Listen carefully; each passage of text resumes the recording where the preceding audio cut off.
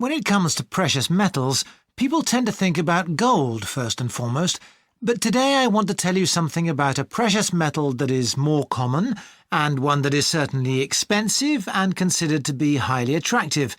I'm talking about silver. Silver has a number of interesting qualities that make it distinctive. First of all, it is quite soft compared to many other metals, such as gold, and so melting it or cutting it with powerful tools is unnecessary. Pressing this beautiful metal into a variety of different forms can be done without much difficulty and at room temperatures. In fact, silver can even be transformed into an extremely thin wire, a wire that is actually less thick than a human hair. And remember, all this work with silver can be done because the metal is only as hard as a fingernail. Another distinctive characteristic of silver is its brightness, and so it's hardly a surprise that it's used in jewellery. One major difference from other metals is the fact that because contact with polluted air will stain silver and darken it, it must be polished to remain shiny.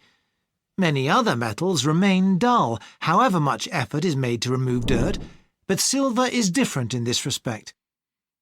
Silver wasn't mined on a big scale until the discovery of extensive deposits in places like Bolivia and Mexico in the 16th century. Many hundreds of years earlier, a mine had in fact been opened in ancient Greece, but not much silver was produced. Unfortunately, the silver was often mixed up with lead, which is poisonous, so mining could be a dangerous activity.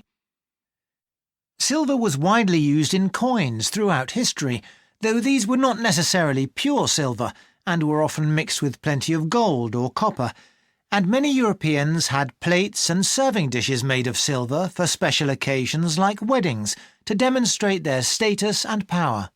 From the 13th century onwards, it became more common to see things like spoons, which contained a much greater proportion of silver, although only the very well-off could afford to buy them.